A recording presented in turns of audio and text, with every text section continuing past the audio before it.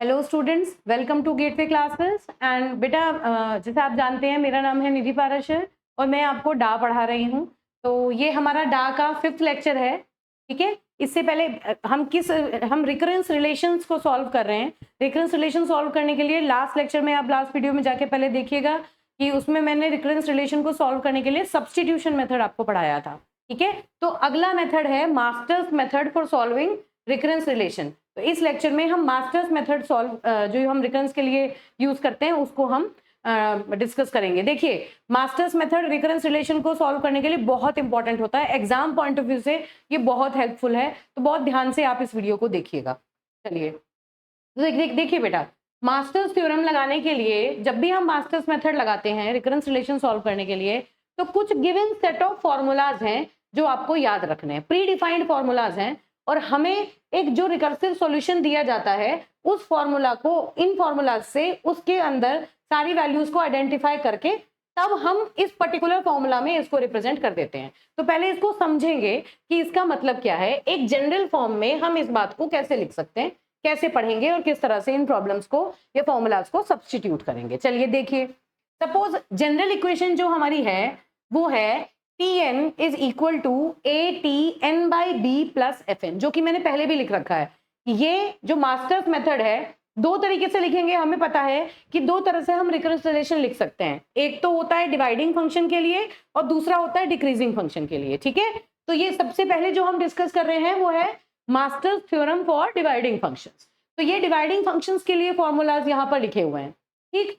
चलिए, अब क्योंकि डिवाइडिंग फंक्शन है तो नेचुरली t के अंदर जो टर्म होगी वो डिवीजन ऑपरेशन वाली टर्म होगी, Tn बाय b।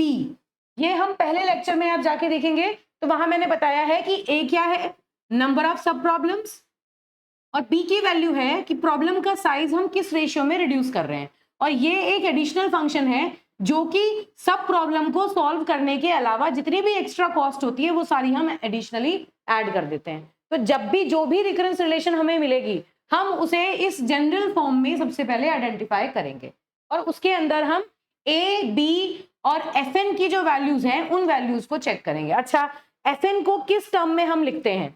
जब भी हम fn की बात करते हैं ना बेटा, तो fn को आप किस तरह से देखेंगे? देखिए, यहां पर क्लियरली लिखा हुआ है कि fn को आपको इस तरह से देखना है कि n raise to the power k, यहां पर देखिए log power p n। fn जो है, जो भी दिया होगा उसे हम इस टर्म में लिखेंगे। इस टर्म में लिखने पर ये k और p दो वैल्यूज हमें मिलेंगी उन वैल्यूज का, क्योंकि इस फंक्शन, ये जो फॉर्मूलाज है यहाँ पर k और p दो, देखिए a और b तो आपको क्लियरली नजर आएंगे, बस यहाँ पर फंक्शन की जो वैल्यू है वहां से आपको k और p हर बार फाइंड आउट करना है इस फॉर्म में लिख के। चलिए देखते हैं। अब जब आप ये जनरल प्रॉब्लम लिखते हैं, जनरल इक्वेशन है, तो यहाँ पर क्या होना चाहिए? मास्टर्स थ्योरम कब अप्लाई हो सकती है, ये इसके कुछ प्री रिक्विजिट्स हैं जो आपको याद रखने हैं। जैसे मास्टर्स थ्योरम कहाँ होगी, कब अप्लाई होगी, बताओ। सबसे पहली चीज क्या हुई कि a जो है it should be greater than, a should be greater than equal to 1 and b should be greater than 1। मतलब देखो, a क्या होता है? सब प्रॉब्लम होती है, तो 1 से ज्यादा, भाई आप जब डिवाइडिंग फंक्शन यूज करेंगे तो आप कितनी सब प्रॉब्लम्स बनाएंगे? या तो जैसे हमने बाइनरी सर्च में देखा था कि जो सब प्रॉब्लम है वो एक ही रहती है, एरे का कोई एक हाफ होता है जिसको हम कंसिडर करते हैं, या फिर सब प्रॉब्लम 2 हो सकती हैं, 3 हो सकती हैं। ये हमारी टाइप ऑफ प्रॉब्लम के ऊपर डिपेंड करेगा कि एक मेन प्रॉब्लम को सॉल्व करने के लिए हम कितनी उसकी सब प्रॉब्लम्स बनाते हैं।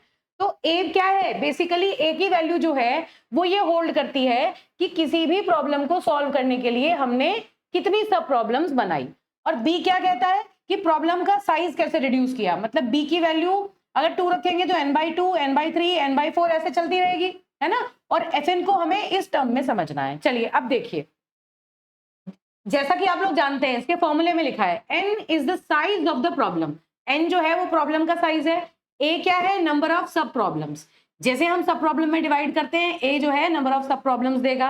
n/b is the size of sub problems. हम अज्यूम करके चल रहे हैं कि जितनी भी सब प्रॉब्लम हम बनाएंगे उसमें एक प्रॉब्लम का साइज होगा n/b, ठीक। फिर उसके बाद fn क्या है? Cost of work done outside the recursion. मतलब वही बात हुई कि आउटसाइड द रिकर्शन मतलब कि हम जब इन सब प्रॉब्लम्स को सॉल्व करेंगे उसके बाद एक्स्ट्रा जो कॉस्ट आती है कॉलिंग में, रिटर्निंग में, वो सारी कॉस्ट यहाँ एड अप हो जाएगी। और ये जो फंक्शन है उस फंक्शन को हम n raise to the power k log raise to the power p की pn के टर्म में लिखेंगे, जहां पर k की जो वैल्यू है, बेटा ये चीज आपको याद रखनी है कि k जो है वो ग्रेटर देन इक्वल टू 0 रहेगा। k की वैल्यू 0 हो सकती है ना, और 0 से बड़ी होगी, कभी नेगेटिव नहीं हो सकती। और p जो है वो एक आपका रियल नंबर है। इसके अलावा जो इसमें प्री रिक्विजिट्स दिए हुए हैं, अगर आपकी जो रिकरेंस रिलेशन गिवन है वो ये प्री रिक्विजिट फॉलो नहीं करती तो आप मास्टर्स मेथड को अप्लाई नहीं कर सकते। तो ये उसकी प्री कंडीशंस हैं कि रिकरेंस रिलेशन इन सब क्राइटेरियाज को सेटिस्फाई करनी चाहिए, तभी आप उस पर मास्टर्स मेथड लगा सकते हैं। ठीक है, अब एक एक करके हम इनकी प्रॉब्लम्स लेते हैं कि हम मास्टर्स मेथड को कैसे अप्लाई करते हैं। चलिए देखिए, ये देखो यहां पर एक हमें रिकरेंस रिलेशन दिया हुआ है 4t(n/2 + n), है ना। ये जो n है, बताओ जरा ये n क्या है, ये हमारा fn है ना। और हमें पता है कि हम fn को कैसे लिखते हैं, किस टर्म में लिखते हैं, n raise to the power k log, बताओ, p, और यहां पर हम क्या लिखते हैं, n। देखो यहां पर लिखी होगी ये चीज, fn is represented using n raise to the power k log n इसकी पावर p, जहां पर k जो है वो ग्रेटर देन इक्वल टू 0 होना चाहिए। चलिए अब अगर मैं यहां से fn की वैल्यू निकालूं तो ये n दिया हुआ है, तो n का मतलब n को हम इस टर्म में कैसे रिप्रेजेंट करते हैं, तो ये fn की वैल्यू मेरी क्या आ गई बेटा, n raise to the power, खाली n है तो इसका मतलब k की जगह 1 है। देखो सिर्फ n है तो इसका मतलब इसको मैं कैसे लिखूं, k की जगह 1 हो गया, और log वाला तो टर्म ही नहीं है ना। log वाला टर्म ना होने का मतलब क्या हुआ कि यहाँ पर p की वैल्यू क्या है, 0। एक बात है ना, p की वैल्यू, किसी भी चीज की पावर 0 होती है तो उसकी वैल्यू क्या आएगी, 1। तो इसका मतलब n raise to the power 1 and log p की, ये जो p है इसकी वैल्यू क्या हो गई, 0 n, है ना।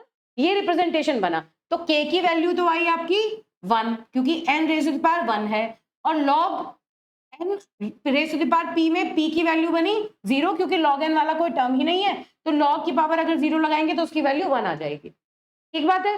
तो अब यहां से हमें क्या क्या वैल्यूज मिल गई, चलिए वैल्यूज निकालिए।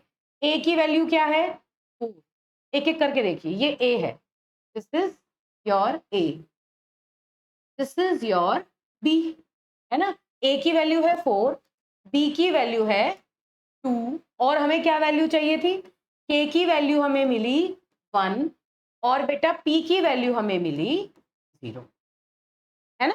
देखिए इन सारे फंक्शंस में जितनी भी इक्वेशन है, यहाँ पर a, b, k और p, ये 4 वेरिएबल्स हैं जिनकी वैल्यूज हमें रिक्वायर्ड है।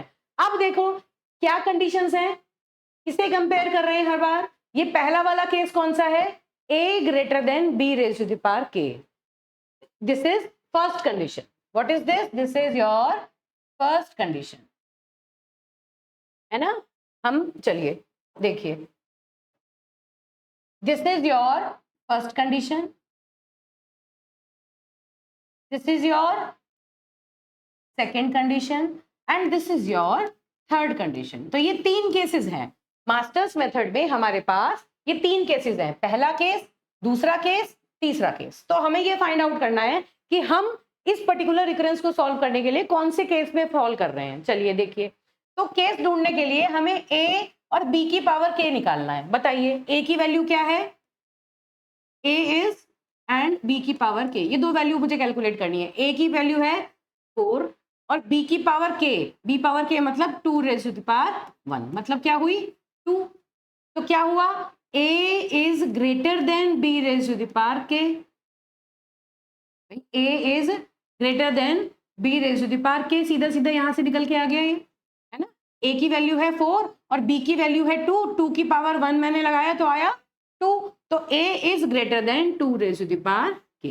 तो कौन सा केस आया, इन फॉर्मूलाज में से बताइए कौन सा केस निकल के आया, case 1। Which case is satisfied, case 1।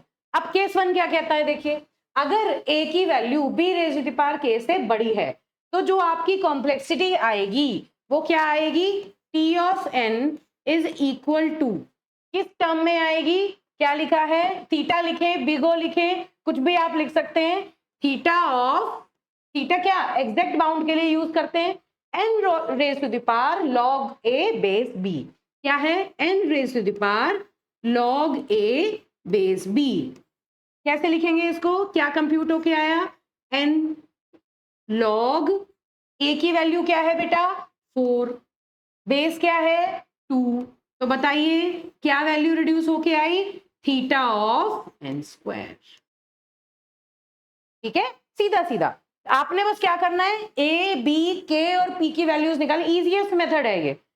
In values को निकालिए, ये वैल्यूज निकाल के देखिए आप कौन से केस में फॉल कर रहे हैं और उसके हिसाब से पी की वैल्यूज के ऊपर डिपेंडेंट आप ये सारा काम कर सकते हैं, इजीली ये काम हो जाएगा। तो ये पहला क्वेश्चन था जिसमें हमने देखा कि जब हम इस पर्टिकुलर रिकरेंस रिलेशन को मास्टर्स मेथड लगाते हैं तो सिर्फ इन 4 वेरिएबल की वैल्यूज से हम केस आइडेंटिफाई करेंगे और वहां से बता देंगे इनकी कॉम्प्लेक्सिटी कितनी है। ठीक, अगला देखिए, बहुत इजी है ये, एक बार आपको बस ये फॉर्मूले याद रखने हैं, ठीक है, और ये भी प्रैक्टिस से इजीली याद हो जाएंगे। चलिए देखिए, फिर दोबारा से देखते हैं क्या है ये, ए की वैल्यू क्या है यहां पर 2, बी की वैल्यू क्या है 2, this is a and this is b, correct.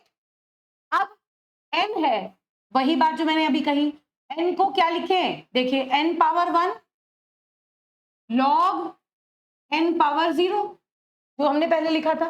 भाई log n का तो टर्म ही नहीं है तो उसकी पावर मैंने p की वैल्यू 0 बना दी, क्यों, क्योंकि पूरा ये 1 हो जाएगा और n की पावर 1 है तो यहाँ 1 आ गया। तो यहां से हमें क्या मिली वैल्यूज, p की वैल्यू मुझे क्या मिली 0 और k की वैल्यू मुझे क्या मिली 1, है ना। a b p और k ये चारों वैल्यूज मुझे मिल गई। अब हम क्या चेक करेंगे, वही हमारी जो स्टार्टिंग कंडीशन है कि पहला केस, दूसरा केस, तीसरा केस, इन तीनों में से कौन सा केस फॉल करेगा बताओ। चलो एक तरफ लिखो a और एक तरफ लिखो b पावर k, है ना, एक तरफ लिखो b पावर k। बताओ a की वैल्यू क्या है 2, b पावर k की वैल्यू क्या है 2 रेज़ टू द पावर 1, मतलब ये भी 2। तो क्या हुआ 2 इज इक्वल टू 2, कौन सा केस है भाई, a is equal to b power k, this is a and this is b power k। Now this is case 2, clearly this is case 2, है ना। अब देखो जब हम केस 1 में आए थे तो केस 1 में हमने फॉर्मूले में कहीं भी p का यूज नहीं किया था, है ना, k तो कैलकुलेशन में यूज कर लिया, p का यूज किसी फॉर्मूले में नहीं था। जब आप सेकंड या थर्ड केस में फॉल करेंगे तो वहां आपको p का जो वेरिएबल है उसकी वैल्यू को हम यूटिलाइज करेंगे। अब देखो सेकंड केस में भी 3 सब केसेस हैं, सेकंड में भी 3 सब केसेस हैं, क्या कि भाई a और b पावर k तो इक्वल हो गया तो हम इस केस में आ गए। अब इस केस के अंदर इनमें से कौन सी इक्वेशन यूज होगी, वो वैल्यू किसके ऊपर डिपेंड करेगी, p की वैल्यू के ऊपर डिपेंड करेगी। कौन सी वैल्यू के ऊपर डिपेंड करेगी, p की वैल्यू के। अब बताओ p की वैल्यू क्या है 0, हमारे पास जो हमने कंप्यूट किया उसमें हमारी p की वैल्यू क्या है 0 है। तो अगर वो 0 है तो बताओ जरा 0 वाला कौन सा ऑप्शन मिल रहा है मुझे यहाँ पर, देखो 3 है, p greater than equal to -1, p equal to -1 और p लेस देन -1। तो p की वैल्यू 0 मिली तो इसका मतलब हम कौन से वाले केस में आ गए, पहले वाले केस में। p की वैल्यू 0 जो है वो -1 से बड़ी है, तो इसका मतलब कौन सा केस बना, पहला केस। पहले वाले केस में क्या वैल्यू आई, देखो ये फंक्शन जो है, ये जो इक्वेशन है, इस इक्वेशन में आपको अपनी सारी वैल्यूज पुट कर देनी है। करिए, चलिए देखिए क्या लिखेंगे, t of n is equal to theta of, रखो फंक्शन पे क्या लिखा है, सबसे पहला log n raise to the power log a base b, है ना, multiplied by log power p plus 1n, ये है। ठीक है बेटा, देखो मैंने कुछ नहीं किया, मैंने सिंपल ये जो फॉर्मूला है केस 2 का जो पहला ऑप्शन है कि p की वैल्यू अगर 0 है तो वो -1 से बड़ी है, तो मैंने बस ये फॉर्मूला यहाँ पर कॉपी कर लिया। अब इस फॉर्मूले में हम अपनी सारी वैल्यूज को पुट करेंगे, क्या आया बताओ, थीटा ऑफ, देखिए ये थीटा मैं क्यों यूज कर रही हूँ, क्योंकि यहाँ एग्जैक्ट बाउंड दिखा रखा है, एग्जैक्ट बाउंड मतलब upper bound as well as lower bound, ठीक। तो n raise to the power log a की वैल्यू क्या है 2, b की वैल्यू क्या है 2, ठीक है, और उसके बाद log p की वैल्यू क्या है 0, 0 प्लस 1 मतलब 1n, है ना, बना सीधा सीधा। अब इसको अगर हम फर्दर सॉल्व करें तो ये क्या आएगा बेटा, थीटा, ये log 2 base 2 is reduced to 1, तो it becomes n and this power is 1, that means this happens to be log n. That's it.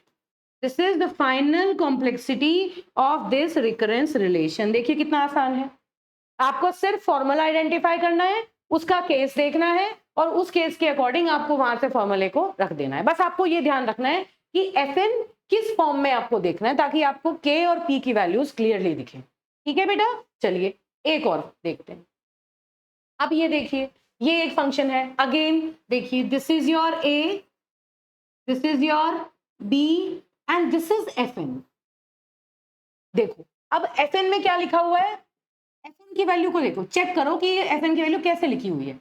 This is Fn and Fn is given as n upon log n.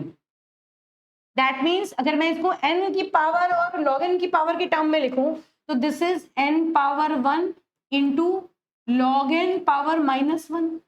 भाई log ऊपर जाएगा तो उसकी power -1 आ जाएगी, normal mathematics है ना। n power 1 and log n power -1। तो यहां से अब देखिए, अब हम a की वैल्यू निकालते हैं। a की वैल्यू हमें क्या दी है, 2। b की वैल्यू निकालते हैं, b की वैल्यू क्या गिवन है, 2। a भी 2, b भी 2। अब k की वैल्यू निकालो, n पावर k, देखो n power k is 1 and p की वैल्यू निकालो, p क्या है, log की पावर, तो p की वैल्यू क्या आई बेटा, माइनस, है ना। इन चारों वेरिएबल्स की वैल्यू मैंने निकाल ली। अब फिर दोबारा हमें मास्टर्स मेथड लगाना है, क्या करना है, a और b पावर के हमें कैलकुलेट करने हैं, a और b पावर के मुझे कैलकुलेट करने हैं। ये चार वैल्यूज मुझे गिवन है, इनको मैंने सबसे पहले आइडेंटिफाई कर लिया। चलिए a की वैल्यू क्या है, 2, b की वैल्यू क्या है, 2 और k की वैल्यू क्या है, 1, तो इसका मतलब 2 है ना।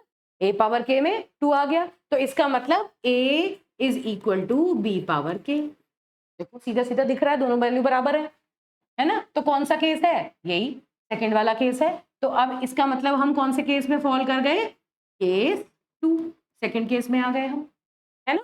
अब सेकंड केस के अंदर सब केस कौन सा है, वो सब केस देखने के लिए हम p की वैल्यू देखेंगे। p की वैल्यू चेक करो क्या है, बताओ जरा, p की वैल्यू क्या है, -1। देखो क्या लिखा है, इफ p ग्रेटर देन -1 तो ये first case, p equal to -1 तो ये सेकंड वाला केस। तो हम कौन से वाले केस में आ गए, सेकंड वाले केस में। तो जो tn की वैल्यू होगी वो इस फॉर्म में आएगी। तो निकालिए जरा आप, tn क्या है, t of n is equal to theta of, क्या लिखा है, n power log a base b और साथ में log n, ये फॉर्मूला है ना। इस फॉर्मूले में हम अपनी सारी वैल्यूज रख देंगे। करिए, theta of n raise to the power log a की वैल्यू है 2, b की वैल्यू है 2, log n। तो क्या आया answer, tn is equal to theta of n log n, n log n। क्यों, क्योंकि log a 2 है, b भी 2 है, ये वैल्यू पूरी रिड्यूस होके 1 हो गई, तो n एज इट इज रह गया और log n जो था वो यहाँ आपके टर्म में ऐसा कैसे ही था। तो बस this is the final time complexity of this recurrence relation. देखिए कितना आसान है, मुझे लगता है ये तो इजीली समझ में आ रहा होगा आपको। इजी मेथड है, आपको बस फॉर्मूलाज याद रखने हैं और उन्हें अप्लाई करना सीखना है। ठीक है, चलिए अब एक और लेते हैं, इसे और देखिए। इसमें देखो, इसमें यहाँ पर a में कुछ नजर नहीं आ रहा, कोई वैल्यू नजर नहीं आ रही, तो इसका मतलब यहाँ पर क्या है, a की वैल्यू 1, a की वैल्यू क्या हुई 1, b की वैल्यू क्या हुई 2, है ना, और n स्क्वायर लिखा है, तो फंक्शन क्या हुआ आपका, fn जो हुआ वो क्या हुआ, n square log n power 0, क्योंकि भाई log का तो कोई टर्म ही नहीं है यहाँ पे। जब यहाँ कोई log का टर्म नहीं है तो इसका मतलब log की पावर 0 बन जाएगी। तो बस अब a और b की वैल्यूज लिखिए, a की वैल्यू है 1, b की वैल्यू है 2, k की वैल्यू है क्या 2 और p की वैल्यू क्या है 0, है ना। ये सारी वैल्यूज हमने आइडेंटिफाई कर ली। अब हमें क्या चेक करना है, अगेन a और b पावर k ये कंप्यूट करने हैं, है ना। ए की वैल्यू क्या है बेटा, ए की वैल्यू है 1, बी पावर के क्या हुआ 2 और के की पावर क्या है 2, बी पावर के मतलब 2 रेज़ टू द पावर 2, तो इसकी वैल्यू क्या आई 4, तो 1 इज लेस देन 4, दैट मीन्स क्या लिखेंगे a is less than b raise to the power k, सीधा सीधा दिख रहा है, तो ये कौन सा है, this is case 3, this one happens to be case 3, है ना, this is your first case, this is second case and this is third case, right, तो दिस इज केस 3। अब केस 3 में आपको फर्दर क्या चाहिए, अब आपको कैलकुलेशन करने के लिए पी की वैल्यू चाहिए, दो केस है, पी की value greater than equal to 0 है तो ऊपर वाला फॉर्मूला, और लेस देन 0 है तो नीचे वाला। अब देखिए पी की वैल्यू आपकी क्या आई, आपकी तो 0 वैल्यू है, तो 0 वैल्यू पर क्या हिट होगा, ये ऊपर वाला ग्रेटर देन इक्वल टू 0, और अगर पी की वैल्यू 0 है तो क्या वैल्यू आई, n raise to the power के लॉग एन पावर पी, तो क्या आएगी, टी एन लिखो, t n is equal to theta of n raise to the power k और लॉग एन पावर पी। देखिए मैंने बस ये फॉर्मूला यहां कॉपी किया, अब आप अपनी वैल्यूज इसमें पुट कर दीजिए, तो क्या आया, theta of n raise to the power k की वैल्यू क्या है बेटा 2 लॉग पी की वैल्यू क्या है 0 एन, तो क्या आया थीटा ऑफ एन स्क्वायर, क्या हुआ थीटा ऑफ एन स्क्वायर, तो t n is equal to theta of n square, ठीक बात है। चलिए चेक कर लीजिए एक बार दोबारा से, ए की वैल्यू 1, बी की वैल्यू 2, के की वैल्यू एन पावर के में 2 और पी की वैल्यू 0 क्योंकि लॉग का कोई टर्म नहीं है, ठीक, फिर हमने ए और बी कंप्यूट किए, ए की वैल्यू 1 है, बी की वैल्यू 2 है, b raise to the power टे मतलब ए जो है वो इससे छोटा हो गया तो हम केस 3 में चले गए। अब हमने पी की वैल्यू चेक की, पी की वैल्यू हमारी 0 थी तो ऊपर वाला केस उठा लिया, n raise to the power के log raise to the power p n, और एन के और पी की वैल्यूज हमने यहां से यहां पुट कर दी, तो जो फाइनल कॉम्प्लेक्सिटी थी वो हमारी T n is equal to theta of n square आ गई, ठीक है बेटा।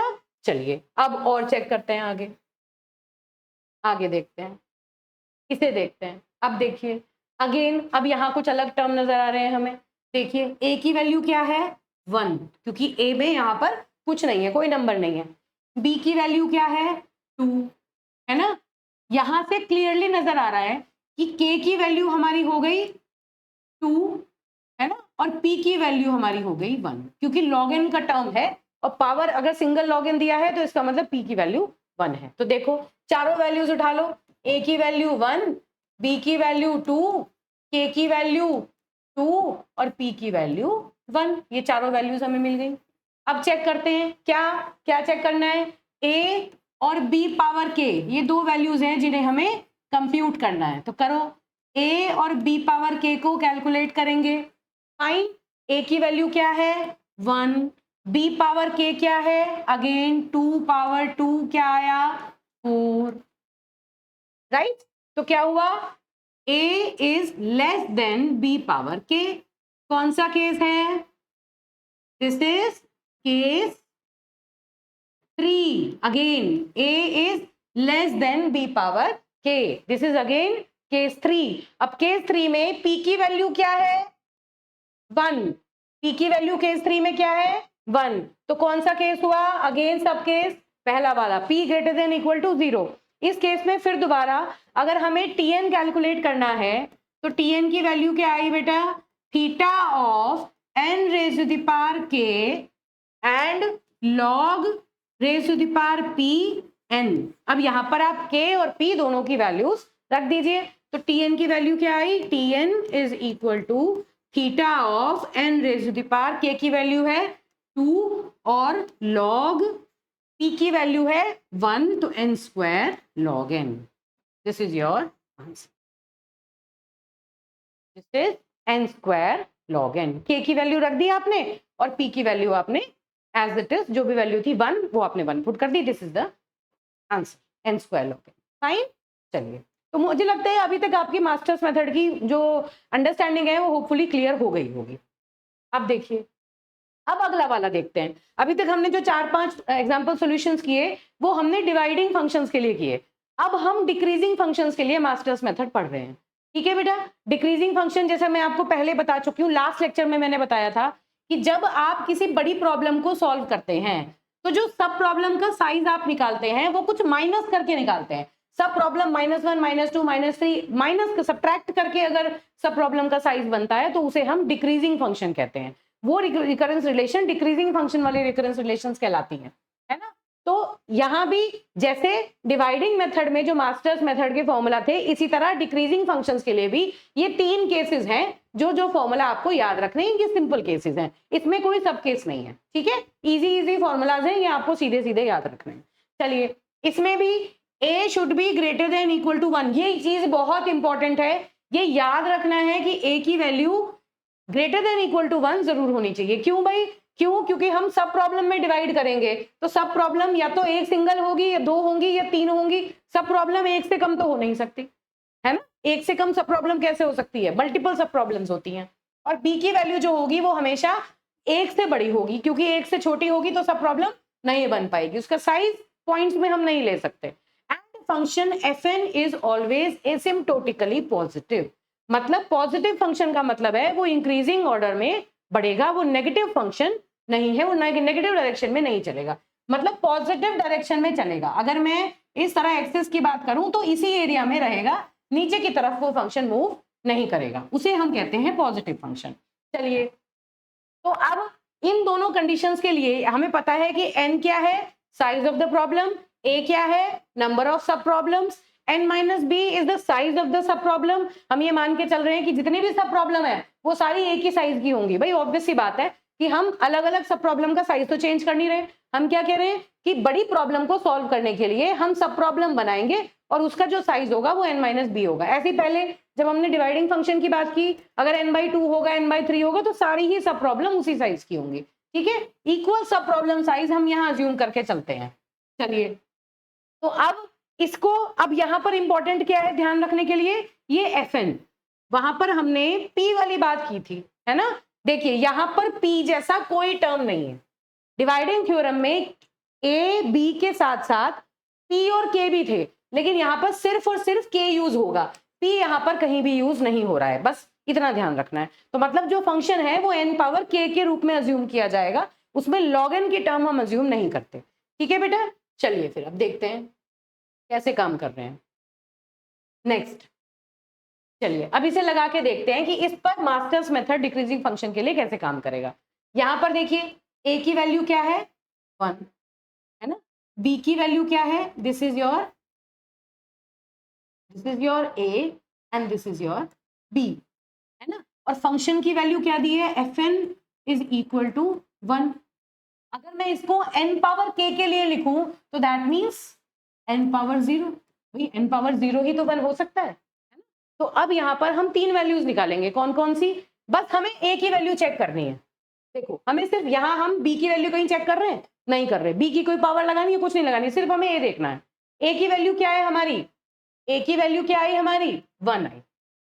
ठीक है, और साथ में अब बस कौन सा केस आया? This is case 1, this is case 2 and this one is case 3। जब a की वैल्यू 1 हो तो tn इज इक्वल टू और is of the order of n raise to the power n k plus 1। k की value क्या है यहाँ पर? बताइए। n raise to the power k, तो k इज 0। k की वैल्यू क्या है? 0। जो भी आपने एज्यूम किया वो k की पावर थी। जैसे हमने कहा कि ये जो यहाँ पे फंक्शन है ना, क्या गिवन है कि जब भी हम डिक्रीजिंग ऑर्डर में लगाएंगे तो जो फंक्शन है that is of the order of n power k। हमेशा इस तरह से हम इसको देखेंगे। तो k की वैल्यू जो है वो है 0। अब इन दोनों केसेस में a की वैल्यू क्योंकि 1 है तो कौन सा केस आया? This is case 1। और अगर केस 1 है तो tn की वैल्यू क्या आई बेटा? ऑर्डर ऑफ, देखो कंफ्यूज नहीं होना, यहाँ ऑर्डर ऑफ, थीटा ऑफ कुछ भी लिखा हो, यहाँ बेसिकली एग्जैक्ट नंबर नहीं बता रहे, आपको अप्रोक्सीमेशन बता रहे हैं। ठीक है, तो यहाँ पर आप थीटा भी लिख सकते हैं और बिगो भी लिख सकते हैं, कोई दिक्कत नहीं है। तो यहाँ O of n raise to the power k plus 1 लिखा है। k की वैल्यू कितनी है? 1, तो क्या हुआ? Big O of n square. k की वैल्यू आपने 1 रखी और k प्लस 1 रखा है, तो big O of n square. This is the complexity of first algorithm. ठीक बात है? ठीक है बेटा? अच्छा, k की वैल्यू k की वैल्यू 1 है, k की वैल्यू 0 है, तो उस केस में हम क्या करेंगे? Tn is equal to big O of n raised to the power k plus 1, मतलब k की वैल्यू 0 तो n raised to the power k plus 1 मतलब n, तो this is big O of n. Linear algorithm है. बहुत carefully आपको k की a की सारी वैल्यूज केयरफुली पुट करनी है. अगर कोई भी चीज हल्की सी आगे पीछे हो जाएगी तो बिल्कुल क्लियर फॉर्मूलाज में भी कॉम्प्लेक्सिटी गलत हो सकती है. ठीक है, अब यहां चेक करेंगे. यहां देखिए a की वैल्यू क्या है? This is a, this is b. हमें b कंसिडर ही नहीं करना, हम देख ही नहीं रहे हैं, है ना. और यहां पर इसको अगर हम देखें तो log n दिया हुआ है. ठीक बात है ना बेटा? क्या गिवन है? log n. log n को अगर हम किसकी टर्म में देखेंगे? fn की टर्म में देखेंगे. log n को किसकी टर्म में चेक करना है? fn की टर्म में चेक करना है. तो बताओ, अगर fn मैंने लिखा है तो fn को मैं log n की तरह किस तरह? ठीक है बेटा, तो यहां पर अब हमें क्या टर्म मिला कि tn-1 प्लस log n पे हमने स्टार्ट किया. अब a की वैल्यू हमने आइडेंटिफाई की, क्या? 1. b हमें देखना ही नहीं है. अब यहां पर क्या लिखा है? log n, है ना.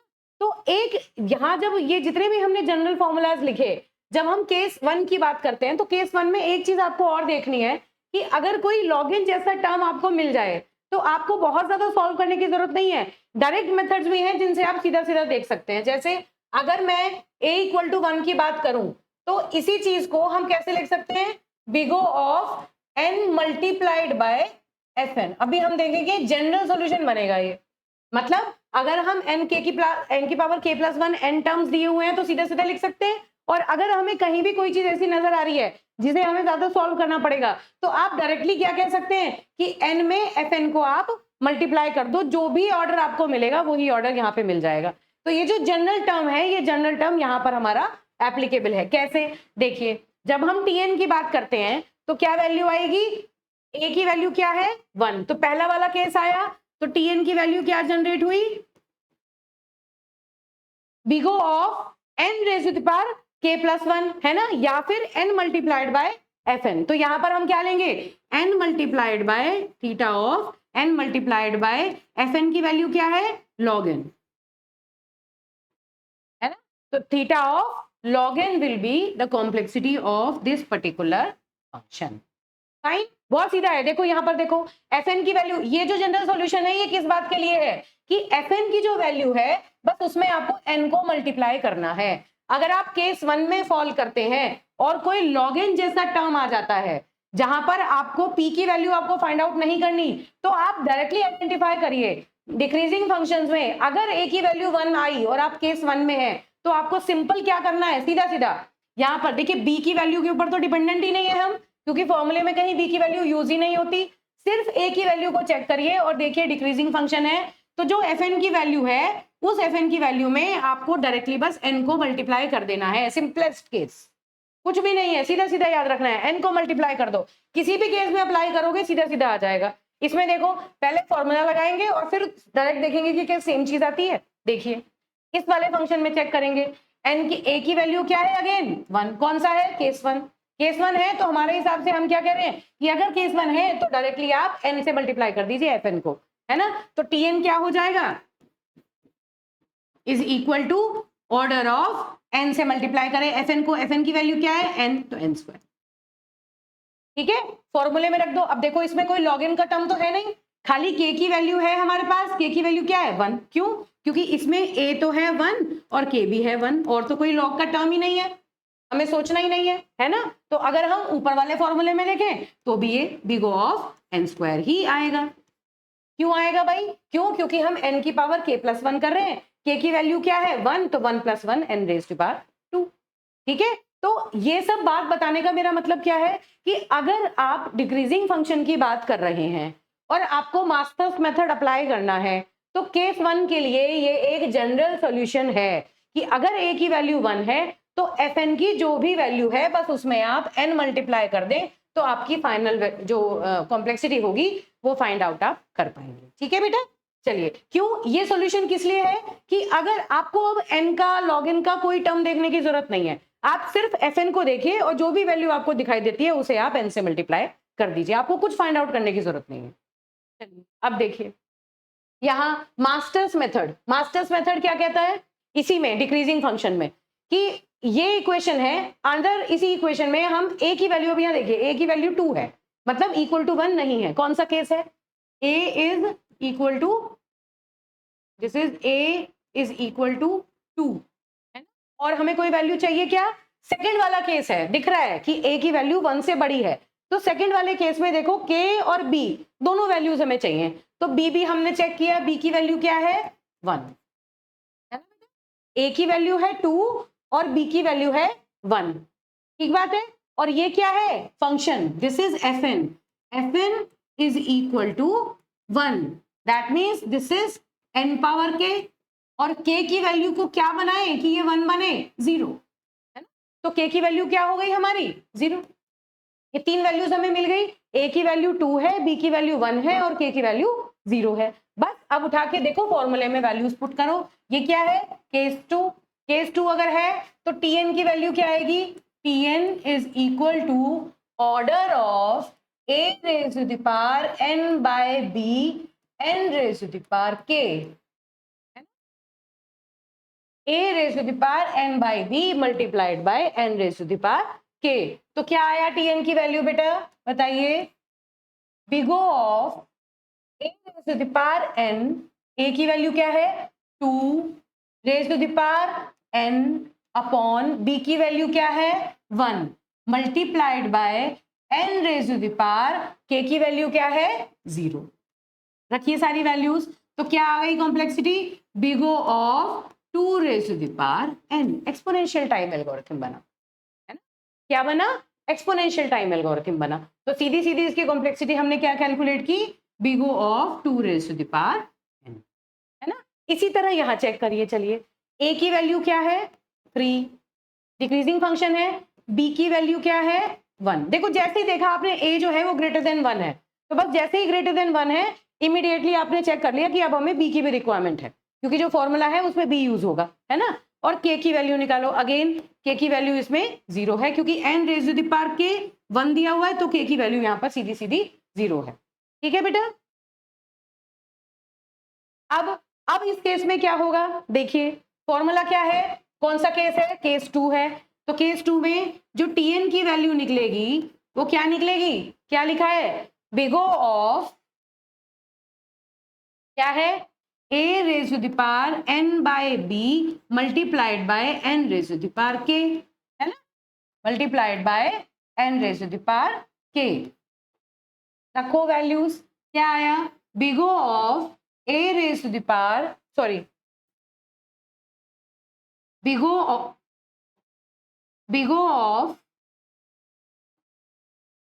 3 raise to the power n, और b की वैल्यू है आपकी 1, है ना, n raise to the power n divided by 1 multiplied by n raise to the power k, मतलब n की वैल्यू k वैल्यू 0, तो ये क्या हुआ?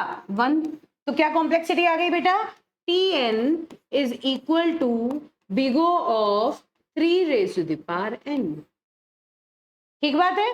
This is the final complexity 3 raise to the power n, a raise to the power n by b में 3 raise to the power n। इसी तरह जैसे हमने ये सॉल्व किया, similarly this can be solve like, अब इसमें देखिए a की वैल्यू क्या है? 2, a is 2, b is 1 and k is again 1, दिख रहा है ना, n की पावर 1 है तो k की वैल्यू क्या हो गई? 1। a 2 है तो कौन सा केस है? सेकंड केस, तो फिर tn क्या हुआ बताओ? tn की वैल्यू क्या निकली? Big O of a power n by b, 2 power n by b, 2 power n by b, b से डिवाइड किया, 1 से डिवाइड किया, एज इट इज रह गया, multiplied by n raise to the power k, मतलब n raise to the power 1, है ना।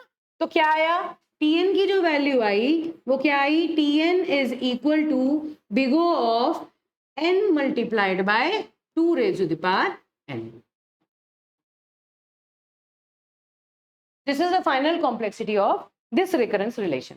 तो देखिए मैंने आपको क्या बताया, ये जितने भी हैं, हालांकि जैसे मैंने आपको केस 1 के लिए डायरेक्ट मेथड बताया कि अगर केस 1 आ जाए तो आपको कुछ सोचने की जरूरत नहीं, कोई लॉग एन का टर्म हो, लॉग एन का टर्म हो, डिवाइडिंग टर्म हो, आपको सीधा सीधा देखना है कि जो एफ एन की वैल्यू है बस उस एफ एन की वैल्यू में हमें एन को मल्टीप्लाई कर देना है, दैट्स इट। हर बार ये चीज वैलिड है, ये जनरल चीज है, जनरल फॉर्मूला है, हर बार ये वैलिड है। ये कहीं भी आप देखिए बेटा, ये जो मास्टर्स मेथड है ना, इसकी बहुत सारी अलग अलग इंप्लीमेंटेशंस हैं, लेकिन यहां जो मैंने आपको इंप्लीमेंटेशन बताई ये इजीएस्ट है और हमेशा और ऑल करेक्ट है, कंप्लीटली फाइन इंप्लीमेंटेशन है, हर जगह ये वैलिड है। और डायरेक्टली अगर आप ये मेथड यूज करेंगे तो एक भी रिकरेंस रिलेशन का आंसर आपका गलत नहीं आ सकता, ठीक है। तो आपको एग्जैक्टली इसको यूज करना है जो मैंने आपको बताया।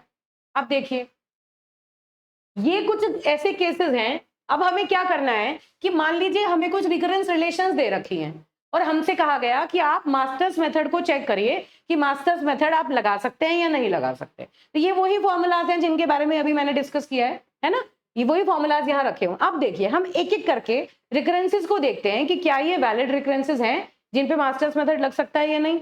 देखिए ये डिवाइडिंग फंक्शन है, ये एफ एन है, एफ एन वैलिड है ना, क्योंकि एन दिया हुआ है, एन की पावर के, लॉग की पावर हम कुछ भी लगाएंगे तो हमारा काम हो जाएगा, हमें के और एन, के और पी दोनों मिल जाएंगे। अब यहां देखो ये ए की value 2 raise to the power n दी है, 2 raise to the power n एक कांस्टेंट टर्म तो है नहीं, क्योंकि कांस्टेंट भाई हमने क्या कहा था, ए की वैल्यू 1 ले लो, ए की वैल्यू 1 में नहीं, ए की वैल्यू 2 ले लो, ए की वैल्यू चलो 1 ले लो, 1 सब प्रॉब्लम के लिए, 3 ले लो and so on, greater than equal to 1 होनी चाहिए ए, है ना। लेकिन अब यहां पर तो 2 की पावर एन है, अब 2 की पावर एन अगर मैं वैल्यू लूं तो ये एन की वैल्यू तो मुझे पता ही नहीं है ना। तो ये एक कांस्टेंट टर्म होना चाहिए, यहां कोई वेरिएबल की एग्जिस्टेंस हम नहीं रख सकते। तो मास्टर्स मेथड अप्लाई करने के लिए ए की वैल्यू हमेशा ग्रेटर देन इक्वल टू 1 होनी चाहिए और कांस्टेंट होनी चाहिए, तो इसलिए यहां पर हम मास्टर्स मेथड अप्लाई नहीं कर पाएंगे। आपको क्या चेक करना है, किस फॉर्म में फंक्शन दिया हुआ है ना। अब यहां चेक करते हैं, चलिए ए तो ठीक है 64 है, बी की वैल्यू भी ठीक है 2 है, लेकिन ये देखिए ये इंक्रीजिंग फंक्शन नहीं है, ये माइनस का साइन बीच में लगा हुआ है ना।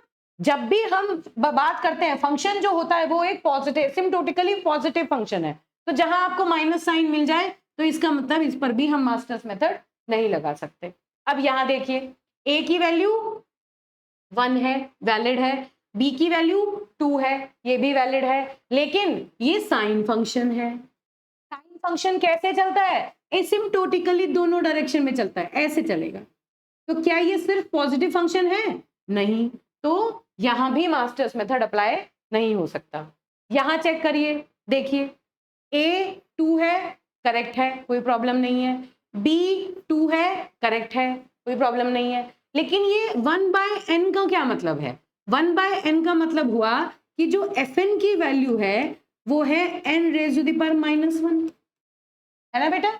और n की पावर में हम किसे देखते हैं, k को, k जो था वो या तो 0 होगा या 0 से बड़ा होगा, वो -1 कभी नहीं हो सकता। ये इसकी प्री रिक्विजिट थी कि जो k की वैल्यू होगी वो देखिए या तो 0 होगी या 0 से बड़ी होगी, वो -1 नहीं हो सकती। अब यहाँ n की वैल्यू -1, -1 आई, तो इसका मतलब ये भी एक वैलिड रिकरेंस नहीं है जिस पर हम मास्टर्स मेथड लगा सकते हैं।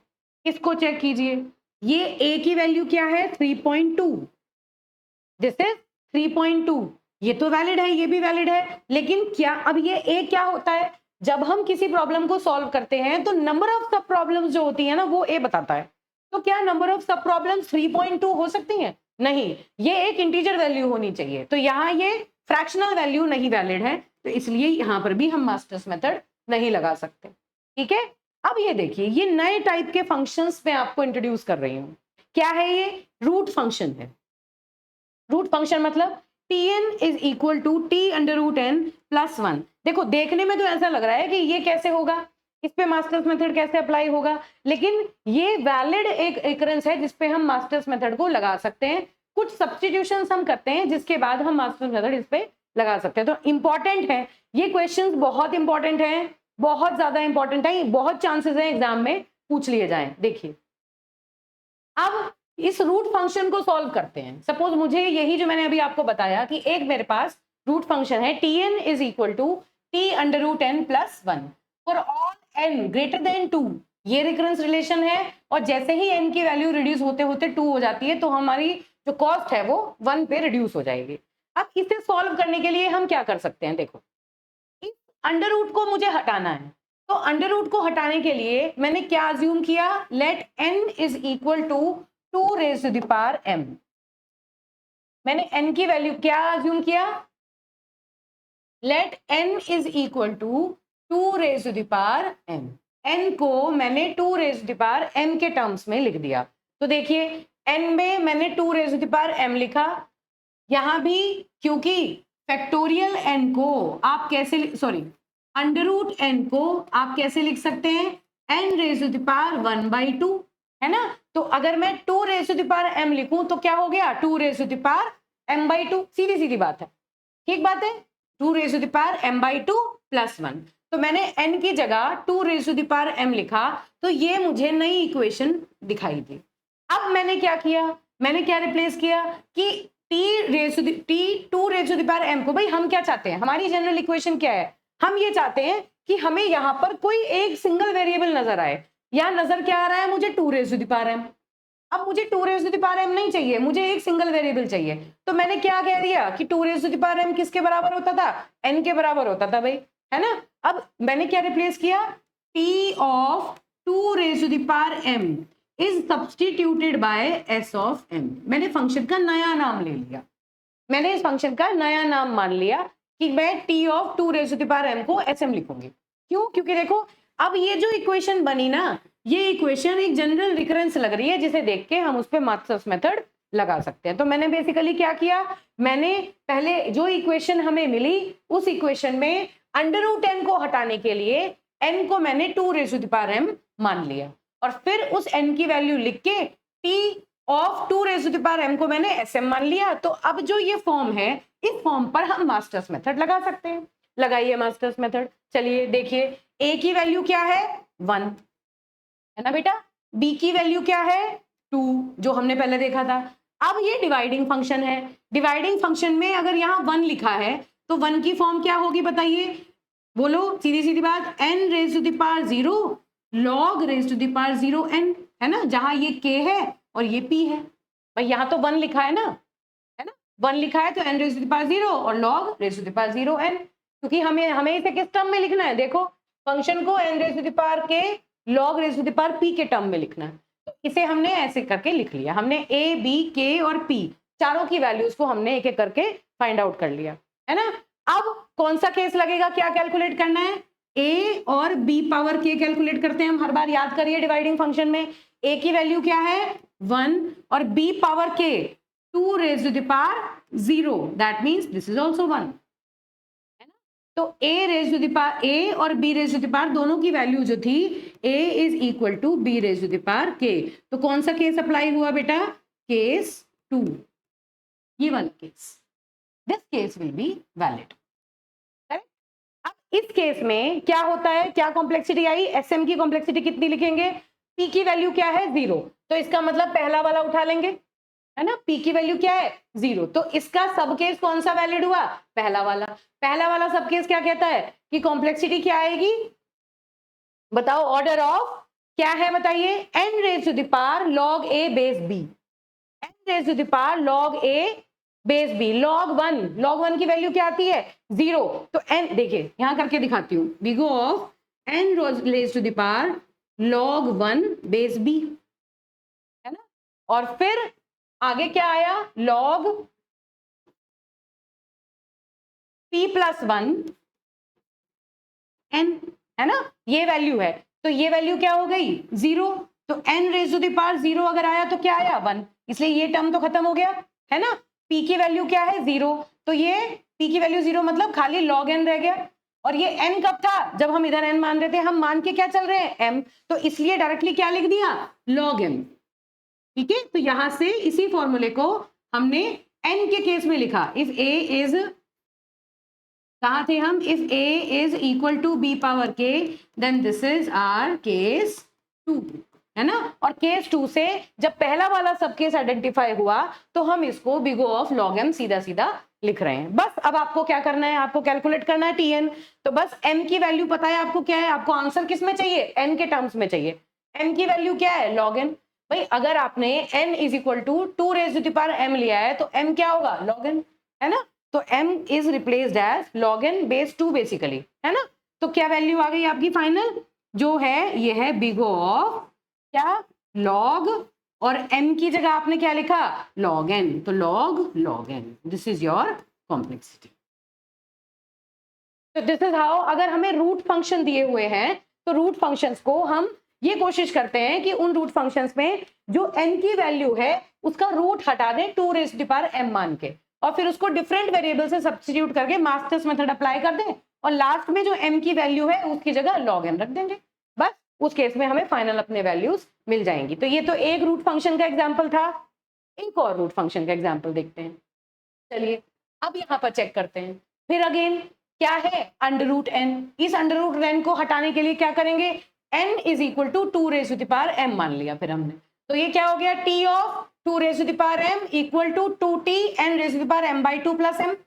क्यों, क्योंकि देखो यहाँ log n है, log n मतलब log सीधा सीधा है। अगर आप log n की बात कर रहे हैं तो इसको मैं कैसे लिखूंगी, log n की बजाय हमने लिखा 2 raise to the power m, है ना। तो ये क्या हुआ, m log 2, भाई बेस 2 तो चल ही रहा है, तो ये वैल्यू हो गई 1, तो क्या रह गया m। ये m हमने यहां पर डायरेक्टली लिख दिया, ठीक बात है ना। तो अब देखिए, अब t2 पावर m को पहले की तरह मैंने सब्स्टिट्यूट किया, तो जो इक्वेशन आई मेरी s की टर्म्स में, वो इक्वेशन आ गई s of m equal to 2s m by 2 plus m। मैंने 2 पावर m को m से रिप्लेस कर दिया, है ना, और फंक्शन का नाम चेंज करके t से s कर दिया।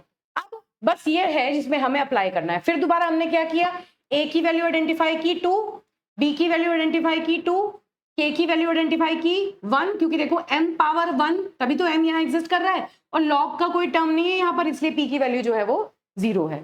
फिर क्या करेंगे, a और b दोनों को आइडेंटिफाई करेंगे। a की वैल्यू क्या है 2, और b पावर k ये भी 2, तो a और b पावर के दोनों क्या हो गए सेम। तो कौन सा केस अप्लाई हुआ, केस 2, है ना। केस 2 में p की वैल्यू 0, 0 मतलब अगेन केस 1, जो पहले वाला फॉर्मूला था एग्जैक्टली वही फॉर्मूला लगा रहे हैं। तो अब क्या हुआ, देखिए क्या है, यहां n raise to the power log a base b, log a क्या है m raise to the power log a base b।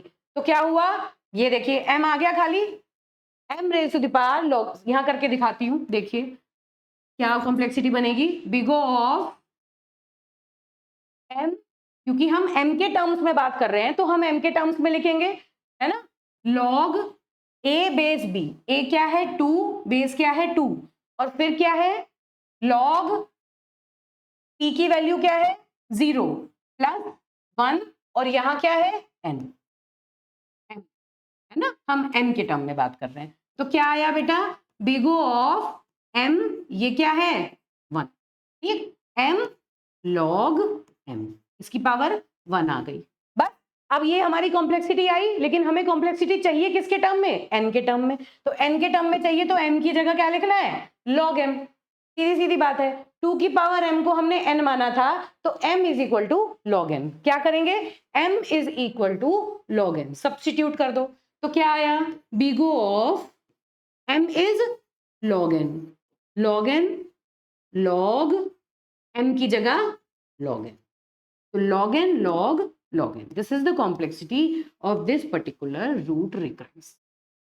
This is how we can calculate multiple kind of recurrences using Masters method. ठीक है बेटा, बहुत important method है और बड़ा easy है। एक बार आप इसके फॉर्मूलाज याद कर ले तो बड़े आराम से आप इसे कर सकते हैं। देखिए बहुत अच्छा तरीका है मास्टर्स मेथड, अगर आपको एक बार समझ में आ जाए तो फिर उस केस में आप क्या करेंगे, मान लीजिए आपको कोई रिकरेंस दिया है और आपसे कहा कि आप सब्स्टिट्यूशन मेथड लगाइए। भाई रिकरेंस का आप चाहे मेथड कोई सा भी लगाएं, लेकिन आंसर तो सबका सेम आएगा ना।